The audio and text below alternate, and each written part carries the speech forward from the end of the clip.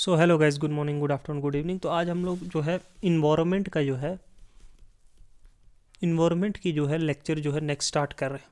ठीक है। इन्वायरमेंट का कोर्स देखो हम लोग कॉम्प्रिहेंसिवली करेंगे, ईच एंड एवरी टॉपिक। ठीक है, ईच एंड एवरी टॉपिक, कोई भी चीज़ जो है हम लोग नहीं छोड़ेंगे इसके बीच में। ठीक है, स्टार्ट टू फिनिश। ठीक है, कॉम्प्रिहेंसिवली जैसे हमने जो है किया है क्या, जैसे हमने इंडियन पॉलिटी को किया है एकदम स्टार्ट टू फिनिश, हर एक टॉपिक को जो है क्लियर डिस्कस करेंगे। ठीक है, लेकिन यहाँ क्या करेंगे कि मैं एक चैप्टर वाइज आपको ले चलूँगा कि multiple topics will be covered in a single lecture in A way that आप लोगों को एक कॉम्प्रिहेंसिवली तो क्या हो सकता है कि ये लेक्चर्स तो थोड़े ना लंबे भी हो सकते हैं, इवन 1 आवर से 2 आवर के बीच के लेक्चर्स भी हो सकते हैं। ठीक है, तो आप लोगों को थोड़ा पेशेंस रखना होगा if you want to cover, क्योंकि मैंने ये सोचा है कि अगर मैं मतलब जैसे टॉपिक वाइज कर रहा था पहले, तो उससे क्या होता है कि मल्टीपल लेक्चर्स हो जाएंगे, मतलब 70 80 100 लेक्चर्स भी हो सकते हैं। तो उसके लिए क्या, अगर मैं पर डे 1 लेक्चर भी तो 100 डेज लग जाएंगे। यही अगर मैं जो है 30 डेज़ के अंदर कवर कर दूँ, ठीक है, तो जल्दी हो जाएगा ना, क्योंकि एग्ज़ाम्स भी नज़दीक आ रहे हैं, तो उसके हिसाब से हमने अब और भी मल्टीपल बुक्स को जो है कवर करना है। तो इसलिए मैंने सोचा है कि आई विल ट्राई कि मैं मैक्सिमम जो है एक लेक्चर के अंदर मैक्सिमम कवर कर पाऊँ, लेकिन उस same at the same time थोड़ी अंडरस्टैंडिंग के साथ भी चलेंगे। ये नहीं कि हमने सिर्फ पीडीएफ्स या पीपीटीज पढ़ के निकल जाना आगे, नहीं, एक डीप अंडरस्टैंडिंग, कंसेप्चुअल क्लैरिटी, वो सब कुछ रखेंगे साथ में। ठीक है, इसमें हम सब चीज़ करेंगे, फ्रॉम स्पीशीज़, ठीक है, to environment, to ecology, to everything. Okay, important conventions, laws, all of these things, जो जो इन्वायरमेंट का एक ब्रॉड बेस जो सब्जेक्ट को कवर करेंगे ना, वो सारा होगा इसके बीच में। ठीक है, तो पेशेंस के साथ, ठीक है, हम लोग स्टार्ट करते हैं आज से। जो फर्स्ट लेक्चर मैं डेली का जो है 1 लेक्चर जो है अपलोड करूँगा। ठीक है, जिसमें मैं ट्राई करूँगा कि मैक्सिमम जो है यूनिट्स जो हैं कंप्लीट हो जाएं। ठीक है, अगर मैं आपको बुक बताऊं तो मुझे लगता है कि पीएमएफ के नोट्स भी अच्छे हैं इन्वायरमेंट के लिए, और एक आती है शंकर आईएएस, शंकर आईएएस, वो ये 2 बुक्स। ठीक है, इन दोनों में से आप और कोई एक चूज़ कर सकते हो पढ़ने के लिए, अगर रिवाइज करना है तो।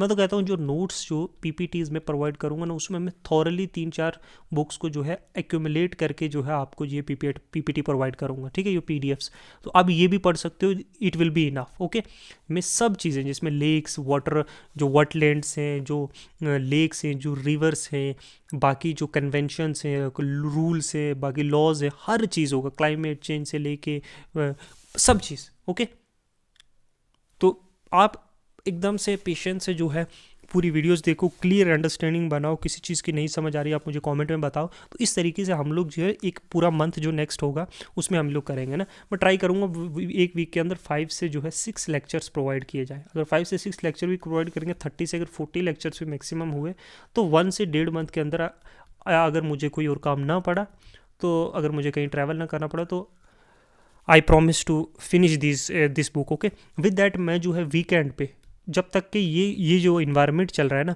वीकेंड्स पे जो है मैं 2 लेक्चर्स जो है मॉडर्न हिस्ट्री के जो है वो कंटिन्यू करूँगा। ठीक है, मॉडर्न हिस्ट्री के नेक्स्ट वीक से सैटरडे और संडे को जो है, सैटरडे और संडे को 2 लेक्चर्स आएंगे मॉडर्न हिस्ट्री के। ठीक है, ताकि साथ साथ 10 15 लेक्चर्स जो है मॉडर्न हिस्ट्री के भी कंप्लीट कर लेंगे, जब तक कि हमारा जो इन्वायरमेंट होता और पॉलिटी के जो मिसलिनियस टॉपिक्स पड़े हैं, बचे हैं, उसके 10 20 वीडियोज़ जो है वो भी अपलोड कर दूंगा साथ साथ। ओके, तो ये प्लान है मेरा नेक्स्ट 2 मंथ्स का। ठीक है, तो चलो स्टार्ट करते हैं। हम सबसे पहला टॉपिक जो चैप्टर नंबर 1 है, इकोलॉजी। जो चैप्टर नंबर 1 है वो है इकोलॉजी। ओके, अब देखो इकोलॉजी क्या है, साइंटिफिक स्टडी, मतलब through reason, study through reason. क्या, साइंटिफिक स्टडी ऑफ कैसे इंटरेक्शन होती है डिफरेंट काइंड ऑफ ऑर्गेनिजम्स की इन्वायरमेंट के साथ, उसको कहते हैं इकोलॉजी। इसमें लिविंग भी आते हैं, बायोटिक और नॉन लिविंग भी कंपोनेंट्स आते हैं। बायोटिक और बायोटिक दोनों कंपोनेंट्स जब किस तरीके से अट्रैक्ट करते हैं, इंटरैक्ट, अट्रैक्ट, इंटरेक्शन है ना, होती है किसके साथ, इन्वायरमेंट के साथ। लिविंग और नॉन लिविंग बींग्स के साथ जो इंटरेक्शन है इन्वायरमेंट की, उसकी स्टडी को हम लोग इकोलॉजी कहते हैं। ओके, ये जो है ना, ये क्या सीख करता है, देखो ये जानने की कोशिश करता है, अंडरस्टैंड करने की कोशिश करता है रिलेशनशिप जो बिटवीन दी ऑर्गेनिजम्स, उनका हैबिटेट जहाँ वो रह रहे हैं, किस टाइप का वो इन्वायरमेंट है, और द प्रोसेस जो शेप करता है इस इकोसिस्टम को, इसको हम लोग इकोलॉजी कहते हैं। ठीक है, चले नेक्स्ट। तो इकोलॉजी की आपको अंडरस्टैंडिंग होगी ना, एक साइंटिफिक स्टडी जो इंटरेक्शन है, साइंटिफिक स्टडी ऑफ इंटरेक्शन किसकी, ऑर्गेनिजम्स की उसके इन्वायरमेंट के साथ, ठीक है, बिटवीन द ऑर्गेनिज्म, अंडरस्टैंड करता है किस टाइप का रिलेशनशिप है दो ऑर्गेनिजम्स के बीच में, या ऑर्गेनिज्म और उसके हैबिटेट के बीच में, या जो प्रोसेसेस है जो शेप करती है इकोसिस्टम को, तो ये सारी चीज़ों को इकोलॉजी कहते हैं, ठीक है। देखो एंशेंट नॉलेज जो है ना, ट्रेडिशनल हमारी इकोलॉजिकल नॉलेज वैदिक पीरियड में भी जो है, अर्लियर जो टेक्स्ट हैं जैसे ऋग्वेद है, अथर्ववेद है, या उपनिषद है, उपनिषद से जो एम्फसाइज करती है हमारा इंटरडिपेंडेंस लिविंग बींग्स और उसके इन्वायरमेंट पे, इन्वायरमेंट और हम दोनों जो हैं एक दूसरे पे इंटरडिपेंडेंट है। कंसेप्ट जैसे पृथ्वी, जल, वायु, अग्नि, आकाश, ये फाउंडेशन है हमारी इकोलॉजी बैलेंस की, ठीक है। प्रैक्टिस जैसे ट्री वर्शिप है ना, वृक्ष पूजा है ना, तो बहुत लोग जो है सेक्रेड ग्रूव्स की जैसे पूजा करते हैं, और कंजर्व इन सेक्रेड ग्रूव्स को प्रोटेक्ट भी करते हैं क्योंकि वो लोग उन्हें भगवान मानते हैं। और सस्टेनेबल फार्मिंग इमर्ज हुई इन्हीं फ्रॉम स्पिरिचुअल और प्रैक्टिकल कंसर्न से। और बुद्धिज्म और जैनिज्म जो 6th सेंचुरी ऑनवर्ड, इन्होंने एडवोकेट किया नॉन वायलेंस, अहिंसा, मतलब सब लिविंग बींग्स को, और इन्होंने प्रमोट करने की कोशिश की हार्मनी नेचर के साथ, और एथिकल ट्रीटमेंट, एक मतलब कॉन्शियसली हमें अच्छा ट्रीटमेंट करना है एनिमल्स के लिए क्योंकि वो भी लिविंग बींग है ना। एस्टैब्लिश किए प्रोटेक्टेड एरिया जैसे wild life sanctuary around monasteries, जो बड़ी बड़ी मोनेस्ट्रीज जैसे सांची के अराउंड जो जंगल थे, वहाँ के animals use to come and listen, जो सरमन्स हुआ करते थे। आप जो है देखोगे बहुत सारे बुद्धिस्ट मोटफिट्स जो होते हैं या स्कल्पचर्स है, वहाँ एनिमल्स की बहुत सारी शेप्स, तो हार्मोनाइज करने की कोशिश की। बहुत सारे बुद्धा सत्वास जो है एनिमल शेप में आए, जैसे मंकी है, एलिफेंट है। तो रिलीजन ने always taught us to be क्या, to be tolerant, to protect this environment. Ancient text and practices, देखो कौटिल्य की अर्थशास्त्र डिटेल्ड गाइडलाइंस दी हैं कैसे फॉरेस्ट की मैनेजमेंट करनी है, कैसे सस्टेनेबल रिसोर्स यूज़ करना है ताकि फ्यूचर जनरेशन भी यूज़ कर पाए, कैसे वाइल्ड लाइफ को हमने बचाना है।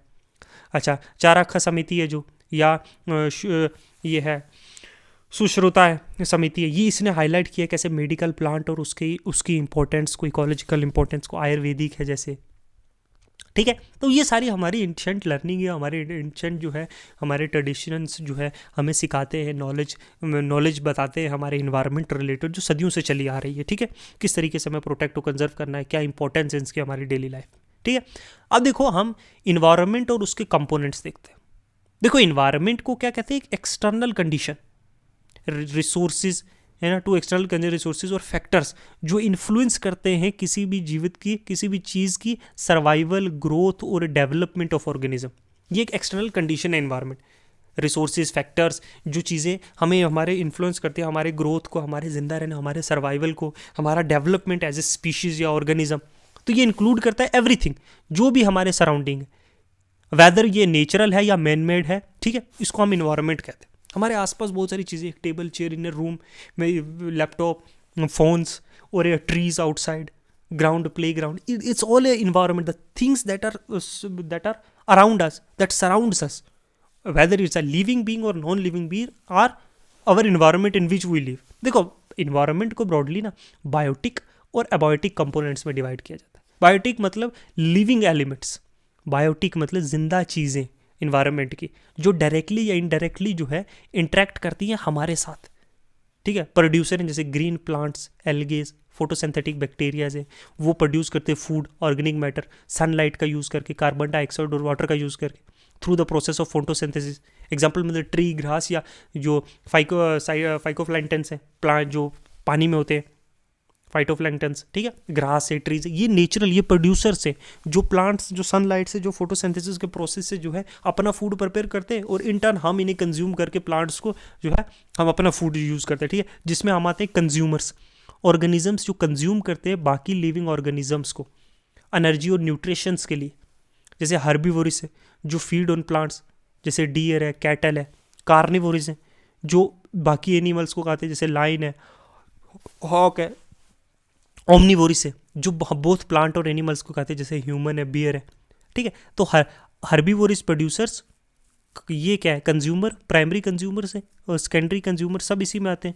और फिर है डेट्रीवोरियस, ठीक है, ये डेट्रिटिवोरियस जो है ना, वो डीकम्पोज्ड ऑर्गेनिक मैटर्स, अर्थवॉर्म और क्रैब्स जैसी चीज़ें जो डीकम्पोज करते हैं उन चीज़ों को, है ना, ऑर्गेनिक मैटर्स को जो ज़मीन में पड़ी हुई हैं, हड्डियाँ पड़ गई, उनको डीकम्पोज करके जो है अपना फूड बनाते हैं। तो ये कंज्यूमर्स है। डीकम्पोजर क्या करते हैं, ये डेड जो ऑर्गेनिजम्स होते हैं ना, या ऑर्गेनिक जो वेस्ट होता है उसको सिंपलर सब्सटेंस में डीकम्पोज करते हैं। ये हेल्प भी करते हैं रिसाइकल करने के लिए बहुत सारे जो न्यूट्रेंट हैं इकोसिस्टम में दोबारा, जैसे बैक्टीरिया और फंगाई। अब ये रिसाइकल, न्यूट्रिशन रिसाइकल क्या, ये हम नेक्स्ट चैप्टर में पढ़ेंगे, ठीक है। तो इस तरीके से प्रोड्यूसर, कंज्यूमर्स और डीकम्पोजर्स होते हैं, ठीक है। ये कुछ है बायोटिक कंपोनेंट का हिस्सा है। एबायोटिक कंपोनेंट्स में देखो ये नॉन लिविंग एलिमेंट्स हैं इन्वायरमेंट के, जो अफेक्ट करते हैं और इंटरेक्ट करते हैं लिविंग, हमारे जो जिंदा चीज़ें, जिंदा ऑर्गेनिजम्स हैं उनके साथ। जैसे फिजिकल फैक्टर है, जैसे टेम्परेचर है जो अफेक्ट करता है मेटाबॉलिक रेट और हैबिटेट डिस्ट्रीब्यूशन। जिस तरीके का टेम्परेचर होगा उस टाइप के एनिमल्स वहाँ रहते होंगे, उस टाइप का हैबिटेट होगा, उस टाइप के प्लांट्स ग्रो करेंगे, ठीक है। मेटाबॉलिज्म रेट को भी, लाइट जो असेंशियल है फोटोसिंथेसिस के लिए, प्लांट्स के प्रोड्यूस करने के लिए, जो प्राइमरी प्रोड्यूसर है जिनसे खाना पहली बार ही बनता है जहाँ, ठीक है। और इन्फ्लुएंस करते हैं बहुत से बायोलॉजिकल रिदम्स। वाटर जो लाइफ, पानी के बिना तो लाइफ नहीं है ना, डिटरमाइन करता है किस टाइप के ऑर्गेनिज्म एक इकोसिस्टम में रहेंगे। फ्रेश वाटर वाले अलग होते हैं, मरीन वाटर वाले अलग होते हैं। एयर, ये ऑक्सीजन प्रोवाइड करती है, कार्बन डाइऑक्साइड एंड नाइट्रोजन है जो नेसेसरी है रिस्पायरेशन के लिए, फोटोसिंथेसिस के लिए, नाइट्रोजन फिक्सेशन के लिए, सांस लेने, ये सारे कंपोनेंट जो फिजिकल फैक्टर्स, ठीक है। Abiotic non living physical factor. इसमें एबायोटिक में केमिकल फैक्टर्स भी है, जैसे मिनरल और न्यूट्रिशन है, असेंशियल है जो ग्रोथ और डेवलपमेंट के लिए, ठीक है। नाइट्रोजन, फास्फोरस, ये मिनरल और न्यूट्रिशन है, ठीक है, न्यूट्रेंट्स है। पीएच वैल्यू जो इन्फ्लुएंस करती है कितना सोलेबिलिटी एक न्यूट्रेंट्स की, और सर्वाइवल किसी ऑर्गेनिज्म के लिए। फिर बायोटिक में क्लाइमेट फैक्टर भी आते हैं, जैसे rainfall, humidity, wind, atmospheric pressure, जो शेप करता है इकोसिस्टम को, किस तरह, जितनी बारिश होगी, जितनी गर्मी होगी, जितनी नमी होगी, जितनी हवा चलेगी, किस टाइप का एटमॉस्फेरिक प्रेशर है, वो भी क्लाइमेट फैक्टर को डिपेंड करता है, जो इकोसिस्टम वहाँ के को शेप करेगा, है कि नहीं। ट्रॉपिकल एरियाज़ में जो है बारिश ज़्यादा होती है, ठीक है, वहाँ का क्लाइमेट जो है इन्वायरमेंट अलग टाइप का है। वहीं सवाना में अलग है, डेजर्ट एरिया में अलग क्लाइमेट होगा। तो इकोसिस्टम क्लाइमेट पे ही बड़ा डिपेंडेंट है। एडिफिक फैक्टर्स हैं, जैसे मतलब जैसे सॉइल कंपोजिशन, सॉइल फैक्टर मतलब सॉइल की कैसी का टेक्सचर कैसा है, न्यूट्रेंट कंटेंट कैसा है, डिटरमाइन करता है कैसा प्लांट ग्रोथ होगा, ऑर्गेनिज्म जो उस पर डिपेंड करते हैं। तो ये सारे एबायोटिक फैक्टर्स में चीज़ें आती हैं, ठीक है। अब है आगे चलते हैं इंटरेक्शन बिटवीन कंपोनेंट्स। देखो बायोटिक और एबायोटिक, लिविंग और नॉन लिविंग जो है ना, लिविंग और नॉन लिविंग कंपोनेंट्स जो है ना, वो एक दूसरे के साथ इंटरकनेक्टेड है, और यही इंटरकनेक्टेडनेस जो है एक इकोसिस्टम को बनाता है। फॉर एग्जांपल प्लांट्स जो हैं वो सनलाइट का यूज़ करते हैं। प्लांट जो क्या है वो लिविंग है, और सनलाइट का नॉन लिविंग थिंग है, फोटोसिंथेसिस के लिए, अपना खाना बनाने के लिए, खुद के लिए, है ना, अपने सर्वाइवल के लिए। तो दोनों एक दूसरे से जुड़े हुए हैं कि नहीं। हर्बीवोरस देखो बायोटिक है ना, वो प्लांट्स पे फीड करते हैं, वाइल डीकम्पोजर्स जो हैं वो रिसाइकल करते हैं न्यूट्रिशंस को सॉइल में, एबायोटिक है। तो सारे एक दूसरे से जुड़े हुए हैं, वाटर साइकिल ऑर्गेनिजम्स और इन्वायरमेंट के बीच में। तो बायोटिक और नॉन बायोटिक जो कंपोनेंट्स हैं, जो लिविंग और नॉन लिविंग है, वो आपस में एक दूसरे के साथ क्या है, एक दूसरे पे डिपेंडेंट भी हैं, एक दूसरे से इंटरेक्ट भी करते हैं, और इसी इंटरेक्शन और इंटरकनेक्टेडनेस जो है वो एक इकोसिस्टम को बनाता है, वो सर्वाइवल ऑफ इकोसिस्टम के लिए नेसेसरी भी है, ठीक है। ह्यूमन इन्फ्लुएंस भी है इस पे। देखो ह्यूमन इन्फ्लुएंस, देखो ह्यूमंस ने जो ना बहुत सिग्निफिकेंटली अल्टर कर दिया, बदल दिया है जो नेचुरल बैलेंस होता था ना इन्वायरमेंट का, urbanization, deforestation, pollution, climate change से, ग्रीन हाउस एमिशन से, है ना, कंजर्वेशन एफर्ट्स डाली गई है प्रोटेक्ट करने के लिए इन्वायरमेंट, बट वो सफिशिएंट नहीं है, ठीक है। ये ह्यूमन इन्फ्लुएंस का छोड़ो। देखो नेक्स्ट पढ़ते हैं level of organisms in organization in ecosystem, किस टाइप की, और देखो stratification in society and organization is necessary भी है। इकोसिस्टम जो है बड़ा डायनामिक सिस्टम है, ऑलवेज चेंजिंग है, कांस्टेंट नहीं है, क्योंकि ये देखो एक डायनामिक सिस्टम है जहाँ ऑर्गेनिजम्स जो हैं, बायोटिक ऑर्गेनिज्म, लिविंग ऑर्गेनिज्म जो है अपने फिजिकल इन्वायरमेंट, एबायोटिक कंपोनेंट्स में इट्स ऑलवेज चेंजिंग, ये कांस्टेंट नहीं रहता है। वो इंटरेक्ट करते हैं बहुत से बायोलॉजिकल और various biological level of organization. कैसे ये ऑर्गेनिजम्स इकोसिस्टम में फंक्शन करते हैं, कैसे एक इंटरकनेक्टेड यूनिट बनती है, उसके बारे में हम पढ़ेंगे। ठीक है, देखो एक इंडिविजुअल लेवल पे ना ऑर्गेनिज्म जो है वो एक बेसिक यूनिट है किसी भी इकोलॉजी का, एक इंडिविजुअल लेवल पे। ठीक है, एक ह्यूमन ही ले लो, कोई ईगल ही ले लो, कोई लाइन ही ले लो, मतलब एग्जांपल एक सिंगल लाइन, एक ट्री या एक बैक्टीरियम, वो क्या है, इंडिविजुअल लेवल पे। ठीक है, अब फोकस क्या, कैसे ये ऑर्गेनिज्म जो है इंटरेक्ट करता है अपने इन्वायरमेंट के साथ, इंक्लूडिंग उसका बिहेवियर कैसा है, उसकी साइकोलॉजी कैसी है, उसकी सायोलॉजी और सर्वाइवल स्ट्रेटेजी उसकी कैसी है, एक इंडिविजुअल की कैसे सर्वाइव करना है मुझे, एक लायन को, डियर को मारना है, खाना है, तो वो इंटरेक्ट कर रहा है, सनलाइट लेनी है, वाटर चाहिए उसको, तो वो एक इंडिविजुअल लेवल पे इंटरेक्ट कर रहा है कि नहीं इन्वायरमेंट में। ये ऑर्गेनाइजेशन है ऑर्गेनिज्म के लेवल पे। फिर पॉपुलेशन लेवल पे, मतलब एक ग्रुप ऑफ इंडिविजुअल एक ही सेम स्पीशीज के लिविंग इन ए स्पेसिफिक किसी जोग्राफिकल एरिया में रह रहे हैं, सेंट्रल एशिया में कहीं रह रहे हैं एट ए गिवन टाइम। एक हर्ड ऑफ लाइन है, जैसे एक फॉरेस्ट में एक 10-20 हाथियों का एक जमकट्ठा है ना, समझ लो, और एक पॉपुलेशन ऑफ डियर है ग्रास लैंड में कहीं, तो वो जो इकट्ठे वो सेम स्पीशीज़ के लोग कैसे इन्वायरमेंट के साथ जो है इंटरेक्ट कर रहे हैं, ये पॉपुलेशन लेवल पे है। फोकस क्या है, पॉपुलेशन, उसका साइज और डेंसिटी कितनी, क्या कम हो रही है, क्या ज़्यादा हो रही है, तो वो थ्राइव कर रहे हैं उस इन्वायरमेंट में, कम हो रही है तो वो नहीं कर पा रहे उसे, उनकी बर्थ, डेथ, इमिग्रेशन रेट, उनका एडाप्टेशन और इंट्रैक्शन जो है विद इन द स्पीशीज़ कैसा है, उन स्पीशीज़ के अंदर ही, एक डियर्स के अंदर ही इंटरेक्ट कैसा कर रहे हैं वो, कैसा उस चेंजिंग एंड जो इन्वायरमेंट है उसको अडॉप्ट कर रहे हैं कि नहीं। कम्युनिटी लेवल पे देखो, कम्युनिटी लेवल क्या है कि डिफरेंट काइंड ऑफ स्पीशीज़ जो एक जगह रह रहे हैं और इंटरेक्ट कर रहे हैं इन्वायरमेंट के साथ एक सेम एरिया में। एग्जाम्पल, एक फॉरेस्ट कम्युनिटी है विद ट्रीज, 20-25 ट्रीज है, वहाँ बर्ड्स भी है, इंसेक्ट्स भी हैं, वहाँ मैमल्स भी हैं। फोकस क्या है, स्पीशीज डाइवर्सिटी और रिचनेस, वहाँ डाइवर्स काइंड ऑफ स्पीशीज रह रहे हैं, वहाँ स्पीशीज की डाइवर्सिटी है, इंटरेक्ट कर रहे हैं, जैसे कॉम्पिटिशन, प्रीडेशन, म्यूचुअलिज्म, ये हम आगे पढ़ेंगे क्या है, फूड वेब और ट्रॉपिकल रिलेशनशिप इनका पढ़ने का है। तो ये कम्युनिटी लेवल पे इंटरेक्शन हो रही है इन्वायरमेंट के साथ। ओके, नेक्स्ट है टाइप ऑफ कम्युनिटी इन्वायरमेंट पे। देखो, कम्युनिटी को रेफर करते हैं ग्रुप जहाँ डिफरेंट काइंड ऑफ स्पीशीज जो है ना एक साथ रह रहे हो। मतलब देखो, ह्यूमंस भी रह रहे हैं, ह्यूमन भी रह रही है, काऊ भी रह रही है, बोफेलोज भी रह रही है, गोट्स भी हैं, ठीक है, रैट्स भी हैं वहाँ पे, डॉग है, कैट है, तो different kind of community, different species है जो सब काइंड डिफरेंट अलग अलग टाइप की स्पीशीज़ एक जगह रह रही हो किसी पर्टिकुलर एरिया में और इंटरेक्ट भी कर रही हो एक दूसरे के साथ। तो ये कम्युनिटीज़ जो है वो क्लासीफाइड की जाती है उनके स्ट्रक्चर पे, उनके फंक्शन पे, उनके इंटरेक्शन पे। ठीक है, हम उनके जो है देखते हैं नंबर। देखो, एक माइनर कम्युनिटी होती है जो स्मॉल है, छोटी सी है और डिपेंड करती है पार्ट ऑफ लार्जर, एक डिपेंडेंट है एक बड़ी कम्युनिटी पर। ये अपने आप से सस्टेन इंडिपेंडेंटली नहीं कर पाती और इसलिए ये जो है दूसरे पे जो है रिलाई करती है सराउंडिंग के इन्वायरमेंट पे। ठीक है, मेजर इन्वायरमेंट पे, सर्टन रिसोर्सेज के लिए, सपोर्ट के लिए, इन्वायरमेंटल स्टेबिलिटी के लिए। मेजर कम्युनिटी जो है वो लार्ज और डिपेंडेंट है, जो सेल्फ सस्टेन इकोलॉजिकल यूनिट है, जो जिसमें डाइवर्स काइंड ऑफ स्पीशीज़ रहती हैं, वहाँ कॉम्प्लेक्स इंट्रैक्शंस हैं आपस में। ठीक है, कहीं किसी के फूड चेन में, फूड वेब में, ठीक है, जहाँ ये कंप्लीट इकोलॉजी है एक मेजर कम्युनिटी। ये इंकम्पसिस करती है ऑल बायोटिक और अबायोटिक एलिमेंट जो नेसेसरी हैं उनके फंक्शन के लिए। ठीक है, ये कम्युनिटी का एक बेसिक सा मैं आपको बताना चाहता। ठीक है, अब हमने बहुत बार इकोलॉजी में इकोसिस्टम वर्ड सुना है। ठीक है, ये इकोसिस्टम क्या है? देखो, इकोसिस्टम जो है ना एक डायनामिक सेल्फ सस्टेनिंग यूनिट है जहाँ सारे लिविंग बींग्स जो है बायोटिक और उसके फिजिकल इन्वायरमेंट जो है बायोटिक है। मैंने आपको बायोटिक और अबायोटिक बताया ना, लिविंग और नॉन लिविंग जो हैं वो इंटरेक्ट कर रहे हैं एक फंक्शनल सिस्टम। ठीक है, ये इंट्रैक्शन जो है इन्वॉल्व हो रही है, यहाँ एनर्जी फ्लो भी हो रही है, यहाँ साइक्लिंग ऑफ न्यूट्रिशन भी हो रही है और ये प्रोसेसेस जो है वो सस्टेन कर रहे हैं लाइफ।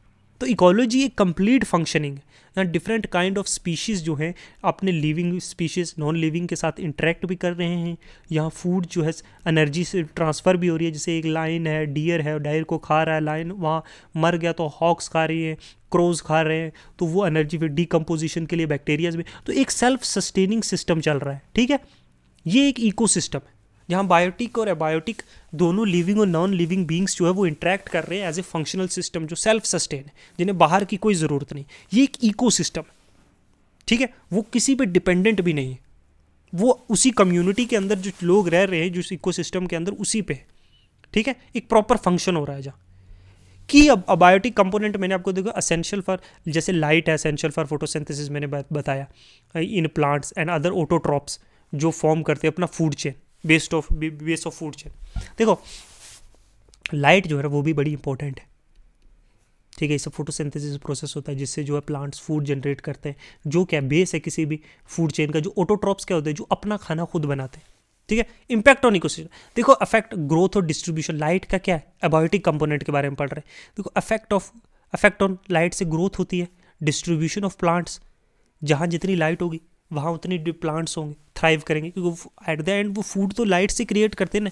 ह्यूमन बिहेवियर पे इम्पैक्ट करता है, जैसे नेक्टोरल एनिमल्स है जो लो लाइट में रह सकते हैं, जैसे क्या है आउल है, ठीक है ना। वेरिएशन लाइट इंटेंसिटी, ड्यूरेशन कितना है और क्वालिटी कैसी है, वो वेरी करता है geographical location, time of the day और सीजन्स में। लाइट का तो डिपेंड करता है ना कैसा सीजन है, कौन से एरिया में हो आप लोग, ठीक है। नॉर्थ हेमिस्फीयर साउथ हेमिस्फीयर कौन सा सीजन चल रहा है, तो उस हिसाब से लाइट जो है वेरी एसेंशियल है, एक अबायोटिक कंपोनेंट, ठीक है। फिर है टेम्परेचर। देखो रोल जो टेम्परेचर का है ना, टेम्परेचर क्या कंट्रोल करता है कितना मेटाबॉलिक प्रोसेस होगा एक ऑर्गेनिज्म, इन्फ्लुएंस करता है उनका सर्वाइवल, उनकी रिप्रोडक्शन, उनकी एक्टिविटीज़ बाकी, ठीक है। ये डिटरमाइन करता है कौन सा स्पीशीज़ जो है क्या can survive in A given temperature. Temperature पे भी डिपेंड करता है ना, टेम्परेचर डिटरमाइन करता है क्या कोई स्पीशीज सर्वाइव कर सकेगा कि नहीं।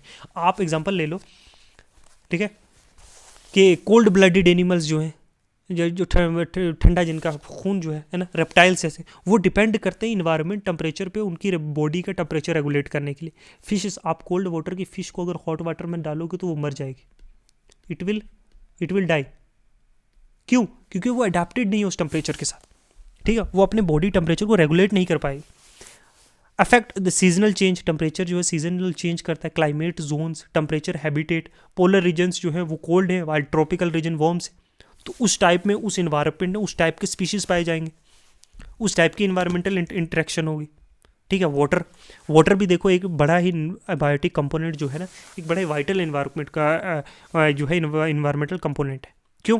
वाटर इन्वॉल्व होता है मेटाबॉलिक प्रोसेस में, जैसे डाइजेशन में, ट्रांसपोर्ट में और वेस्ट एलिमिनेशन में। बॉडी के अंदर जब पानी पीते हैं हम लोग तो एक तो डाइजेशन में हेल्प करता है, अब मटेरियल को बॉडी के अंदर ट्रांसपोर्ट करता है, वेस्ट को एलिमिनेट करता है। इम्पैक्ट देखो डिटरमाइन करता है टाइप ऑफ ऑर्गेनिजम्स जो लिव रह सकते हैं एक पर्टिकुलर इन्वायरमेंट में, वहाँ का पानी भी, जैसे इक्वेटिक है, कुछ पानी वाले होते हैं, टेरेस्ट्रियल है, लैंड लाइफ होती है, तो पानी पे भी अवेलेबिलिटी ऑफ वाटर जो है ना वो भी डिपेंड करता है कितना कैसा प्लांट ग्रोथ होगा, किस तरह के एनिमल सर्वाइव करेंगे। आप ट्रॉपिकल को डेजर्ट में लाके नहीं रख सकते, वो जिंदा नहीं रहेगा एनिमल या प्लांट सर्वाइव नहीं करेगा। डेजर्ट में श्रब्स ही होंगे, ठीक है, वहाँ जो है बड़े बड़े पेड़ नहीं होंगे बड़ी बड़ी कैनेपी के साथ, क्योंकि वहाँ उतना पानी नहीं है, ठीक है। तो द अमाउंट ऑफ जो अमाउंट ऑफ डिस्ट्रीब्यूशन है पानी की और उसके फॉर्म ऑफ वाटर की, जैसे वाटर लिक्विड सॉलिड या गैस में, वो वेरी करती है डिफरेंट इकोसिस्टम्स में। फॉर एग्जांपल डेजर्ट में पानी होगा, पानी कम होगा, वहीं वेटलैंड्स में जो है पानी वाटर सैचुरेटेड होगा, बहुत पानी है, ठीक है। एयर देखो रोल जो है ना एटमॉस्फेयर का, प्रोवाइड करता है एसेंशियल गैसेस एटमॉस्फेयर, जैसे ऑक्सीजन है रिस्पायरेशन सांस लेने के लिए, अच्छा कार्बन डाइऑक्साइड है फोटोसिंथेसिस के लिए एसेंशियल है, ठीक है। इम्पैक्ट ऑन इको से ऑक्सीजन जो क्रूशल है मोस्ट ऑर्गेनिज्म के अपने मेटाबॉलिक प्रोसेस करने के लिए, कार्बन डाइऑक्साइड जो प्लांट्स यूज़ करते हैं, एल्गे यूज़ करते हैं फोटोसिंथेसिस के लिए, जो फाउंडेशन है सारे इकोसिस्टम का। प्लांट्स ही नहीं होंगे तो लाइफ ही सर्वाइवल ही इंपॉर्टेंट नहीं है, ठीक है। क्रॉप्स ही नहीं होंगी, फोटोसिंथेसिस नहीं होगा तो एयर नहीं, एटमॉस्फेयर प्रोवाइड करता नहीं एसेंशियल चीज़ें, एयर और कार्बन डाइऑक्साइड। तो air current help in dispersing speeds and pollen and regulating climate pattern. हवा जब विंड्स चलती हैं तो फूलों से पोलन लेके एक जगह से दूसरी जगह जाती है, तो बहुत सारे नए फूल उगते हैं। कंपोजिशन जो एटमॉस्फेयर की जैसे ऑक्सीजन है या कार्बन डाइऑक्साइड लेवल है वो वेरी करता है एल्टीट्यूड में, जोग्राफिकल लोकेशन, ह्यूमन एक्टिविटी से भी। सॉइल ये देखो न्यूट्रिशन और न्यूट्रेंट्स और मिनरल्स प्रोवाइड करता है जो प्लांट की ग्रोथ के लिए नेसेसरी है। ये एक्ट करता है एज ए हैबिटेट बहुत सारे ऑर्गेनिजम्स के लिए, जैसे कीड़े मकोड़े, इंसेक्ट्स और माइक्रो ऑर्गेनिजम्स जो मिट्टी में रहते हैं। इसका टेक्सचर कंपोजिशन जैसे साल्टी है, क्ले है, सिल्ट है, उसका पीएच सॉइल का, किस तरह का चीज़ें वहाँ पे ग्रो होंगी। फर्टाइल जो सॉइल्स होती है, जो सरखेज़ मिट्टी होती है, वहाँ पे वेजिटेशंस होता है, वहाँ क्रॉप्स होती हैं, सपोर्ट करता है हर्बीवोरियस को और बाकी कम कंज्यूमर्स को, ठीक है ना। तो ये इंपॉर्टेंट है क्योंकि plants grow on the soil, it is also very important components of abiotic. Okay, तो ये ठीक है। नेक्स्ट चले, नेक्स्ट है विंड। विंड भी देखो, विंड मैंने बोलता ना, ये विंड जो है, एयर की मूवमेंट जो है वो टेम्परेचर को इफेक्ट करती है, वहाँ की ह्यूमिडिटी को, डिस्पर्सल ऑफ सीड्स और पोलन मैंने आपको बताया। तो किस तरह से विंड जो है ना वो वेदर पैटर्न, वहाँ के एरिया के वेदर पैटर्न कंट्रीब्यूट करती है, वाटर एवेपोरेट होता है जो बाद में बारिशें होती हैं जिससे, ये सारी ठीक है। विंड पैटर्न जो है वो वेरी करता है, वहाँ की जोग्राफिकल लोकेशन कैसी है, हिली है, प्लेन है, कैसा है, एल्टीट्यूड कितना है, कौन सा टाइम ऑफ द ईयर है, कौन सा सीजन है। विंड्स जो बहुत इंपॉर्टेंट है ट्राई टेम्परेचर के लिए, आप जब जोग्राफी पढ़ोगे आपको और अंडरस्टैंडिंग होगी हाउ विंड्स आर इंपॉर्टेंट, ठीक है। पीएच लेवल, ये मेजर करता है एसिडिटी कितनी है या अल्कलाइनिटी जो है पानी की या मिट्टी की, जो अफेक्ट करते हैं सॉल्युबिलिटी और एवेबिलिटी ऑफ न्यूट्रिशन। इंपैक्ट है डिफरेंट ऑर्गेनिजम्स जो हैं उनकी डिफरेंट टॉलरेंस लेवल होती है पीएच वैल्यूज़ की। तो ये अबायोटिक कंपोनेंट्स हैं जो जो इन्वायरमेंट में बड़े ही असेंशियल है। ओके, फिर अब बायोटिक कंपोनेंट्स, देखो ये जो है ना लिविंग एलिमेंट है, जो जिंदा चीज़ें हैं इकोसिस्टम के अंदर, इसमें सारे ऑर्गेनिज्म जो है वो इंटरेक्ट करते हैं एक दूसरे के साथ, और ना और एक दूसरे के साथ भी और नॉन लिविंग थिंग्स के साथ भी, ठीक है। बायोटिक कंपोनेंट जो है वो क्रिटिकल है एक बैलेंस और फंक्शन किसी भी इकोसिस्टम का मेंटेन रखने के लिए, ठीक है, किसी भी इन्वायरमेंट का।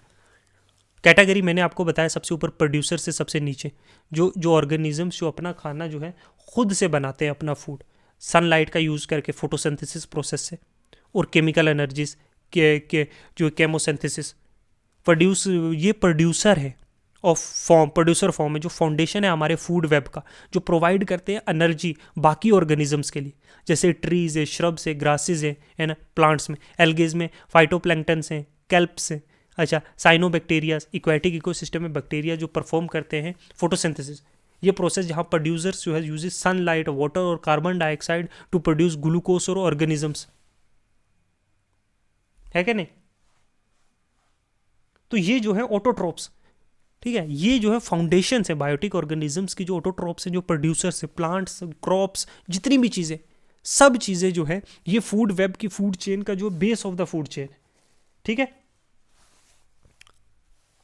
फिर इसके बाद आता है कंज्यूमर्स बायोटिक कंपोनेंट में, ठीक है। कंज्यूमर्स क्या है, ये देखो, कंज्यूमर्स जो हैं हेटेरोट्रोप्स जिनको बोलते हैं, ये can not produce their own food, ये अपना खाना खुद से नहीं बना सकते, वो रिलाई करते हैं दूसरे ऑर्गेनिजम्स पे अपनी एनर्जी के लिए। जैसे प्राइमरी कंज्यूमर्स हैं जो डायरेक्टली जो है प्रोड्यूसर से, मतलब प्लांट से लेते हैं अपना फूड, ठीक है ना। तो ये क्या है, प्राइमरी प्रोड्यूसर। एग्जांपल डियर है जो घास खाती है, या रैबिट है जो मिट्टी के, मतलब कैरेट, ब्रिंजल्स, इस तरह के मतलब वेजिटेबल्स, और ये भी घास ही खा रही है ना, काव, ठीक है, जो प्लांट्स पे डायरेक्टली डिपेंडेंट है। ये क्या है, कंज्यूमर है, ये अपना खाना खुद से नहीं बना सकते, प्लांट्स की तरह, प्राइमरी प्रोड्यूसर की तरह। फिर आता है सेकेंडरी कंज्यूमर्स जो कार्निवोरस हैं, जो प्राइमरी प्रोड्यूसर्स को खाते हैं, जैसे मीट खाने वाले जो चीज़ें हैं, जैसे फॉक्स है, स्नेक है, बर्ड है ऑफ प्रे, जो प्रे करने वाले, मतलब जैसे ईगल है। तो ये क्या है, ये सेकेंडरी कंज्यूमर है। एक आता है टर्शरी जो टॉप कार्निवोरस है, ठीक है, ओके। ये जो है ये फीड करते हैं सेकेंडरी कंज्यूमर्स पे, and often sit at the top of the food chain, food chain के ऊपर। मतलब एग्जांपल जैसे ईगल है, लायन है, ईगल डियर को खा रहा है, डियर जो है प्लांट्स खा रहा है, तो ये फूड चेन के जो है सबसे ऊपर बैठे है क्या नहीं। या ओमनीवोरस है, देखो ये जो है ना, ये ओमनीवोरस है। ये जो है जैसे ऑर्गेनिजम्स जो कंज्यूम्स करते हैं बोथ प्लांट और एनिमल मैटर्स, जैसे हम लोग हैं, ह्यूमंस हैं, या बियर है, ह्यूमन है, रैकून है, हम लोग देखो वेजिटेबल्स भी खा रहे हैं, खाते कि नहीं खाते। और हम लोग जो है ये जो है जो एनिमल्स को भी खाते हैं, हम वेजिटेरियन भी हैं, नॉन वेजिटेरियंस भी हैं, ठीक है। ऑर्गेनिजम्स जो फीड करते हैं ऑन डेड ऑर्गेनिक मैटर्स, डिट्रिटिस, ये जो डिट्रिटिवोरिस है ना, ये मतलब ये जो है ये इंसेक्ट्स हैं, कीड़े मकोड़े, ऑर्गेनिज्म, अर्थवॉर्म्स हैं जैसे, मिलीफेड्स हैं जैसे, या बाकी इंसेक्ट्स जो जो डीकम्पोजिशन का काम करते हैं, जो डेड चीज़ें जो ज़मीन में पड़ी हुई हैं उनको खा रहे हैं, ठीक है, ओके। तो ये चीज़ें हैं, ठीक है। फिर है डीकम्पोजर्स हैं, जो डेफिनेशन मतलब ऑर्गेनिज्म जो ब्रेक डाउन कर रहे हैं डेड या डीकेइंग ऑर्गेनिक मैटर्स को एक सिंपलर सब्सटेंस में, रिसाइकल कर रहे हैं न्यूट्रिशंस को इकोसिस्टम में दोबारा से, वापस रोल डिकम्पोजर का एक क्रूशल रोल है। ये न्यूट्रिशन साइकिल में ब्रेक डाउन करने के लिए डेड ऑर्गेनिजम्स और वेस्ट जो पड़ा होता है ज़मीन में, फिर उसको ये काट काट काट काट के पूरा डिकम्पोज कर देते हैं मिट्टी में, उसमें एकदम मिक्स कर देते हैं, तो रिटर्न होते हैं न्यूट्रिशन, सॉइल में न्यूट्रिशन वापस चले जाते हैं, और water for the use by producers. फिर प्रोड्यूसर्स जो पेड़ लगे हुए हैं वही इन चीज़ों न्यूट्रिशंस का यूज़ करके वो उगते हैं, है ना, मिट्टी में पेड़ पैदा होते हैं ना, तो वो न्यूट्रिशंस का यूज़ करते हैं, जैसे फंगाई, मशरूम से, मोल्ड से ये पैदा होते हैं ना, बैक्टीरिया, सोइल बैक्टीरिया जो डिकम्पोज करते हैं ऑर्गेनिक मैटर्स को, या इन्वर्टिब्रेटास है जो सर्टन इंसेक्ट लाइक एंट, बीटल्स और टर्माइट्स हैं, ये भी एक्ट करते हैं डिकम्पोजर्स का, जो बड़े बड़े जो प्लांट्स और एनिमल्स मैटर्स को ब्रेक डाउन करते हैं। पेड़ गिरा हुआ है, आपको उसको देखते हो ना आप, पुराना पेड़, उसको दीमक लग जाती है, ख़त्म हो जाता है, उसको डिकम्पोज करके मिट्टी में डाल देते पूरा, और फर्टिलिटी बढ़ जाती है मिट्टी की उससे, ठीक है। तो ये हैं कुछ बायोटिक और अबायोटिक कंपोनेंट्स जो के इन्वायरमेंट के हमने पढ़े, ठीक है। इकोलॉजी पढ़ा हमने, इकोसिस्टम क्या होता है वो पढ़ा, okay. Primary autotrophs, heterotrophs, primary producer, फिर प्राइमरी कंज्यूमर्स, फिर सेकेंडरी कंज्यूमर, फिर डिकम्पोजर्स, ठीक है, टर्शरी कंज्यूमर्स, ठीक है। अब पढ़ते हैं इकोसिस्टम। देखो ये एक इंपॉर्टेंट कंसेप्ट है। इकोसिस्टम नहीं, सॉरी, इकोटोन। इकोटोन क्या है? देखो इकोटोन एक ट्रांजिशनल एरिया है या जोन है जहां दो डिफरेंट इकोसिस्टम या कम्युनिटीज जो है मिलते हैं या इंटरेक्ट करते हैं। समझाऊंगा कैसे। ये रीजन देखो, समझ लो, ये जो फॉरेस्ट है और ये जो है क्या है, देखो ये जो है ये फॉरेस्ट है, ये क्या है, ये समुंदर है, और ये फॉरेस्ट है, ये दोनों इंटरेक्ट कर रहे हैं। तो यहाँ फॉरेस्ट की बहुत सारी, जो यहाँ फॉरेस्ट के भी बहुत सारे स्पीशीज होंगे, और क्या है, रिवर के भी, सी के भी स्पीशीज होगी। ये है इकोटोन एरिया, बीच वाला, जहाँ दो डिफरेंट इन्वायरमेंट्स जो है आपस में मीट कर रहे हैं। समझे? नहीं समझे? देखो, इट इज़ ए रीजन जहाँ रैपिड चेंज है, और दैट टिपिकली कंटेन स्पीशीज जो बोथ इकोसिस्टम के, जो specifically adapted to condition of ecotone. Ecotone जो है ना, वो ऑफन एक हायर बायोडाइवर्सिटी होती है, जहाँ कम्प्लेक्स इंट्रैक्शन है, डिफरेंट टाइप्स ऑफ जो है ऑर्गेनिजम्स जो है वो ब्लेंड होकर एक जगह है। नहीं समझे कि समझे? मतलब फॉर एग्जांपल डेजर्ट और एक ग्रासलैंड के बीच की एक जगह है जहाँ दोनों मिल रहे हैं, ग्रासलैंड खत्म हो रहा है और डेजर्ट शुरू होने वाला है, वो बीच का एरिया, वहाँ पे ग्रासलैंड के स्पीशीज भी होंगे और डेजर्ट के स्पीशीज भी होंगे। कुछ की फीचर देखे इकोटोन का, आप समझ जाओगे। देखो इकोटोन रिप्रेजेंट करता है एक ग्रेडियंट और एक ट्रांजिशन दो डिफरेंट इकोसिस्टम का, जैसे फॉरेस्ट और ग्रासलैंड, या कोई लैंड और इक्वेटिक सिस्टम है, जैसे मैंग्रोव नहीं होते, शोर लाइन पे होते हैं ना, समुंदर और ज़मीन के बीच के, ये इकोसिस्टम। यहाँ दोनों पानी के भी स्पीशीज पाए जा रहे हैं और जो है लैंड के भी स्पीशीज पाए जा रहे हैं, वही वैसे ही फॉरेस्ट और ग्रासलैंड। तो ये जोन जो है ना, यहाँ पे दोनों इकोसिस्टम के जो है इन्फ्लुएंस होता है, टेम्परेचर का भी, इन्वायरमेंट जो है, क्लाइमेट है ना, लेकिन but they are not identical to either, दोनों से मिलता जुलता नहीं है, ठीक है। इंक्रीज्ड यहाँ पे जो है ना इकोटोन में जो है ज़्यादा बायोडाइवर्सिटी होती है, bio mean life, diverse kind of life, क्योंकि दोनों इन्वायरमेंट के स्पीशीज हैं, दोनों इकोसिस्टम के यहाँ पे, ठीक है। Both ecosystem due to the presence of species of both ecosystem as well as species that thrive specifically on ecotone itself. तो स्पीशीज जो है ना, यहाँ इकोटोन के अपने स्पीशीज भी होंगे, एक इन्वायरमेंट वहाँ पे भी तो जनरेट हो गया ना दोनों इन्वायरमेंट के मिलने से बीच में, तो यहाँ वहाँ के भी स्पीशीज होंगे जो पर्टिकुलरली उस इन्वायरमेंट के, और बाकी दो एडजेसेंट जो इन्वायरमेंट है वहाँ के भी, ठीक है। नैरो और वाइड, देखो विड्थ जो इकोटोन की है वो वेरी करता है। Sometime ecotone like the between forest और ग्रासलैंड जो है ना वो बहुत बड़ा होता है, ठीक है, बड़ा एक बीच का एरिया है जहाँ थोड़ा थोड़ा पेड़ भी है, थोड़ा ग्रास भी है, ठीक है। या फिर किसी रिवर्स और फ्लड प्लेन्स के बीच का छोटा सा भी हो सकता है।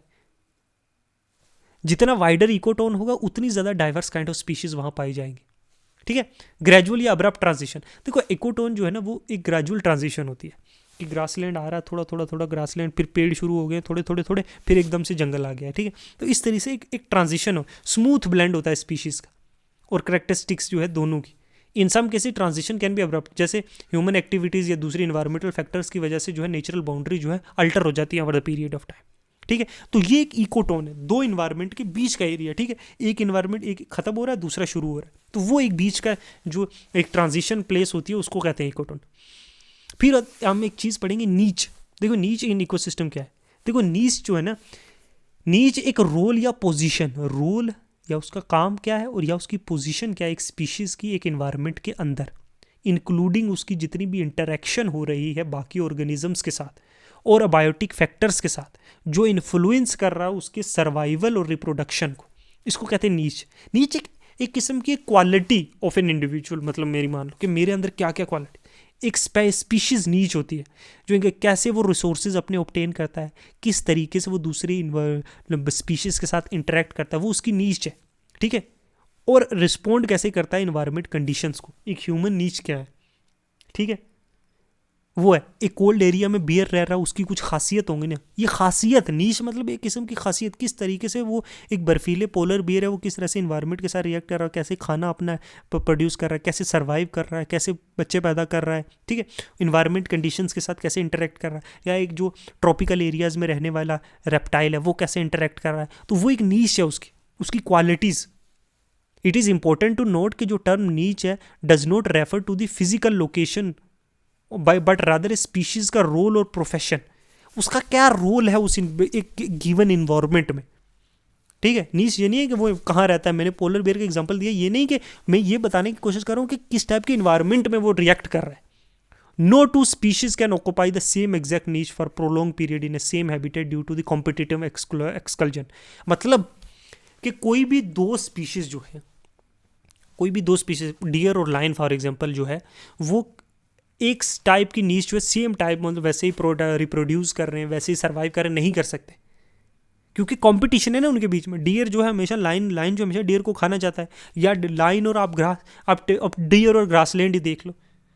डियर जो है ग्रासलैंड ग्रासेस को हमेशा खाकर जो अपना पेट भरना चाहता है, अपनी पॉपुलेशन बढ़ाएगा, हमेशा बढ़ाएगा ना पॉपुलेशन, ग्रास कम होगा जितनी पॉपुलेशन बढ़ेगी।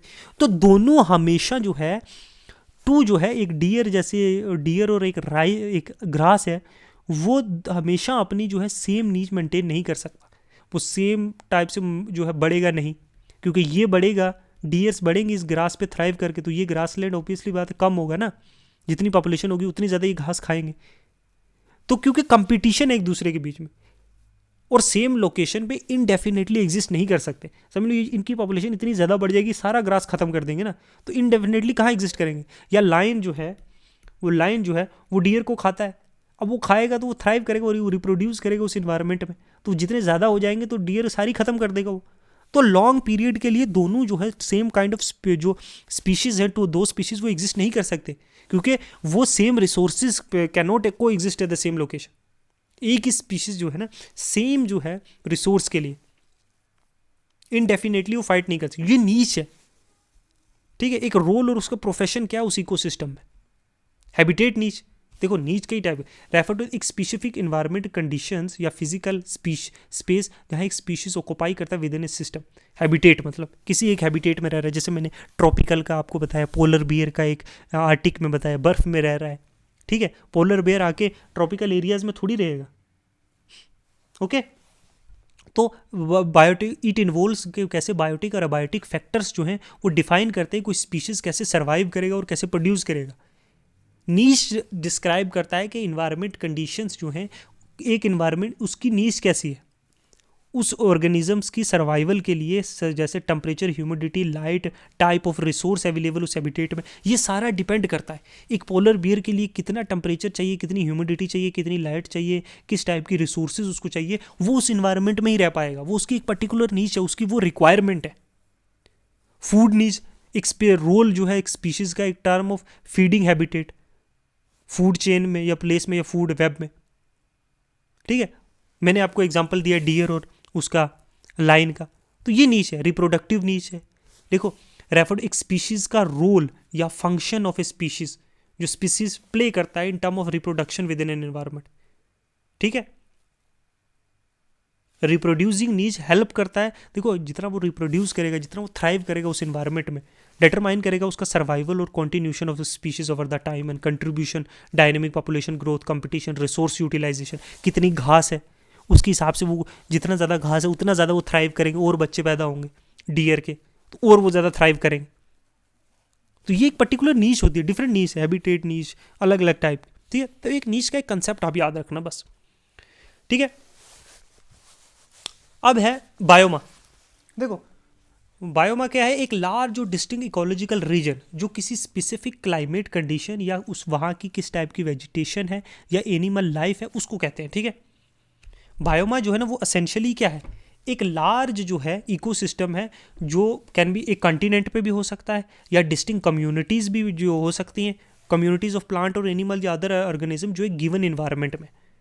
एक बायोमा जो है ना वो डिफाइन किया जा सकता है बोथ उसके किस टाइप के वहाँ बायोटिक और अबायोटिक फैक्टर्स हैं, जैसे क्लाइमेट कैसा है, देखो ना क्लाइमेट कैसा है, टेम्परेचर कैसा है, precipitation, soil type, as well as biotic components भी फैक्टर है, जैसे स्पीशीज प्लांट और एनिमल्स की। बायोमा जो है ना जैसे टेरेस्ट्रियल बायोमा होता है ज़मीन वाला या एक्वाटिक लैंड का, ये प्राइमरली जो है टाइप ऑफ इन्वायरमेंट हैं जो उसमें होते हैं, ठीक है। जैसे मैं एग्जांपल देता हूँ, मेजर टेरेस्ट्रियल बायोमा देखो, ट्रॉपिकल रेन फॉरेस्ट है जैसे जो नियर इक्वेटर के नज़दीक होता है, जैसे अमेजोन रेन फॉरेस्ट है साउथ अमेरिका का, कॉन्गो बेसिन अफ्रीका का, तो ये एक बायोमा है, ठीक है। टेम्परेचर यहाँ का 20 से 30 degree, humidity high humidity, abundant rainfall, तो ये एक बायोमा का क्लासिफिकेशन है। Dense forest, tall tree, broad leaves, varieties of plant species, layer which include eminent layer, canopy है, अंडर स्टोरीज है, फॉरेस्ट, ये कुछ ठीक है। एनिमल लाइफ कैसी है देखो, जो ट्रॉपिकल रेन फॉरेस्ट है रिच बायोडाइवर्सिटी होती है, monkeys, birds, insects, reptiles, amphibians. अच्छा, एडेप्टेशन कैसे, प्लांट्स हैव ब्रॉड लीव्स जो कैप्चर करते हैं सनलाइट को, animals often have adapted to climbing, flying and canopy. तो ये सारी ये एक बायोमा है और उसके अंदर की वो स्पीशीज है, एक स्पेसिफिक सेट है। जैसे सवाना है, देखो जो लोकेशन रीजन है सब सहारा अफ्रीका में, जो part of south America Australia में भी है, यहाँ वार्म क्लाइमेट है 20 से 30 degree, distinct wet and dry seasons, annual rainfall is moderate, vegetation grassland wide spread है, श्रब्स वेजिटेशन अडाप्ट करते हैं उस वहाँ की वैसी विद स्टैंड करने के लिए, उसकी ड्रॉट और फायर के लिए। एनिमल लाइफ में लार्ज हर्बीवोरी से जैसे एलिफेंट है, जेबरा है, जिराफ्स है, तो ये क्या एक बायोमा है। ट्रॉपिकल सवानाज में, डेजर्ट एक अलग बायोमा है, वहाँ उस हिसाब की इन्वायरमेंट कंडीशन है, location, climate, vegetation, animal life वैसी, अडाप्टेशन वैसी करते हैं, उसी टाइप के एनिमल्स रहते हैं। Temperate forest, okay, temperate forest जो found in part of north America, Europe और एशिया में, मॉडरेट क्लाइमेट है 5 से 20 डिग्री, कंसिस्टेंट रेनफॉल है 750 से 1500 मिलीमीटर पर ईयर, ठीक है। वेजिटेशन जैसे डिसीडियस फॉरेस्ट है, ओक, मेपल, बीच, ये they lose leave in winter और सम कार कैनी फॉरेस्ट ट्रीज। एनिमल लाइफ जैसे deer, bear, foxes, rabbit, various bird species है, बहुत सारी मैमल्स हैं, हाइबरनेट करते और माइग्रेट करते हुए विंटर्स में। और ये टेम्परेट फॉरेस्ट जो है यहाँ पे क्या है, एनिमल्स के पास थिक फर होता है और फैट लेयर होती है उनकी ठंडी में बचने के लिए। ट्रीज जो है अपने पत्ते झड़ जाते हैं कंजर्व करने के लिए पानी विंटर्स में, क्योंकि विंटर में बारिश नहीं होती। बोरल फॉरेस्ट, टाइगा, ये देखो ये नॉर्थन रीजन है, नॉर्थ अमेरिका का, साउथ यूरोप का और एशिया का, जैसे कनाडा, रशिया, ठीक है। Cold temperature, long winters, short summers, precipitation is moderate, बारिश कम होती है 300 से 900 millimetre, and often in the form of कभी कभी स्नो की टाइप में होती है। वेजिटेशन कैनिफोरस ट्रीज है, पाइन्स, स्प्राइस, फिर जो अडाप्ट करते हैं कोल्ड को with needle like leaves to conserve. Animal life, mouse, wolfs, bears, owls, small mammals like squirrel and hares. Adaptations भी रहती है, थिक फर होती है, फैट होती है क्योंकि ठंडी में बचना है। तो ये क्या है, these are different kinds of जो है climatic condition, different biomes of the earth. Tundra जो आर्टिक और एल्पाइन रीजन्स में होता है, हाई माउंटेन टॉप्स पे एक्सट्रीम कोल्ड टेम्परेचर होता है, लॉन्ग विंटर्स होती हैं and show long winters and short cool summers होते हैं। प्रेसिपिटेशन बहुत कम है, 250 millimetre per year, mostly snow होती है। वेजिटेशन बहुत लो ग्रोइंग प्लांट जैसे मोसिस, लिचन्स, ग्रासेस और स्मॉल श्रब्स है। Animal life, arctic fox, polar bear, migratory birds, तो many species migrate to hibernate during the winter. Adaptation, animals have क्या, thick fur और fat, समझे। फिर है मेजर एक्वाटिक बायोमा में है, देखो ये लोकेशन जो मोस्टली कवर करती है अर्थ का surface, ocean, seas, coral reefs, हम इनके बारे में बड़ी डिटेल में पढ़ेंगे। इनका टेम्परेचर जो है डिपेंड करता है उनकी लोकेशन पे, ट्रॉपिकल है, टेम्परेट है, पोलर रीजन है। ओशंस जो है are characterize by stable moderate temperature, ठीक है, और वेजिटेशंस भी उस टाइप की होती है। एनिमल लाइफ जैसे fish, shark, whales, dolphins, invertebrates और मेरीन मैमल्स भी होते हैं। अडाप्टेशन देखो, मरीन ऑर्गेनिजम्स जो अडाप्ट करते हैं साल्ट वाटर कुछ होते हैं, कुछ डिफरेंट है, डेप्थ में, गहराई में रहते हैं। मेथड ऑफ फीडिंग अलग है, कोई फ्रेश वाटर्स की है, ओके। फ्रेश वाटर बायोमा वो देखो जैसे found in lakes, river, streams, wetlands. Climate जो है वो जनरली टेम्परेचर भी जो चेंज होता रहता है, सीजनल वाइज वेरिएशन उनका टेम्परेचर का होता है। गर्मियों में जो है पानी चल रहा है, सर्दियों में जम भी जाते हैं lakes. Aquatic plants, algae, reeds, water lilies, ठीक है। सबमर्ज्ड एंड फ्लोटिंग प्लांट्स भी होते हैं, कुछ डूबे हुए कुछ ऊपर तैर रहे हैं। लो वाटर फ्लो वेरी करता है न्यूट्रिशंस का। एनिमल लाइफ, फिश होती है, amphibians, insects, waterfalls. Fresh water organisms जो हैं वो स्पेशलाइज मैकेनिज्म होता है डील करने के लिए चैलेंजेस के साथ, लो सैलिनिटी के साथ।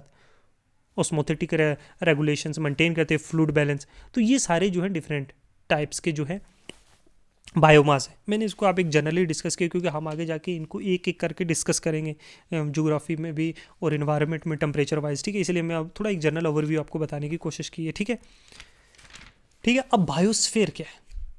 देखो, ये ग्लोबल जो है ना, global sum of all ecosystems, ये एक part of earth's where life exist. It encompasses land, water and air, including all living organism and their interaction with physical environment. Biosphere is not only Earth's surface but also in atmosphere, hydrosphere, lithosphere, where all living beings can thrive.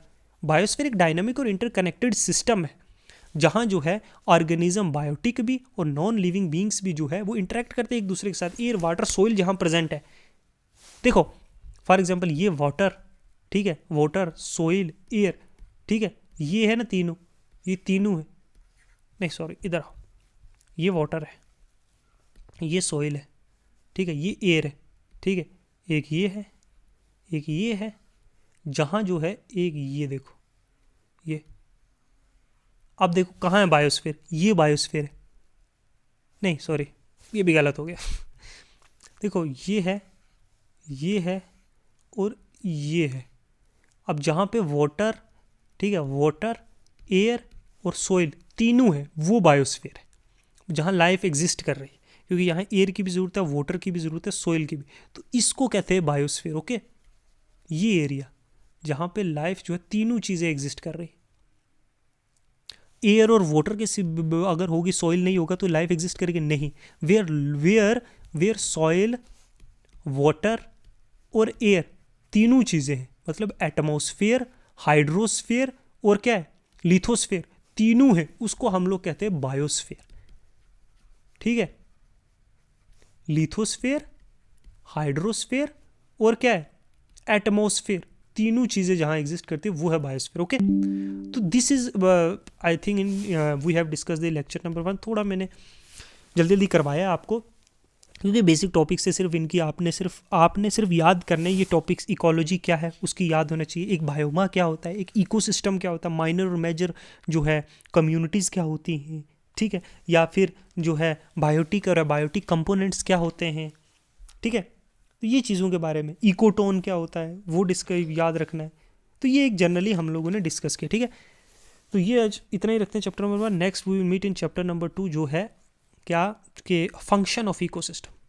हम functions पढ़ेंगे, various functions of an ecosystem. Okay, तब तक के लिए इतना ही रखते हैं। Thank you, good bye.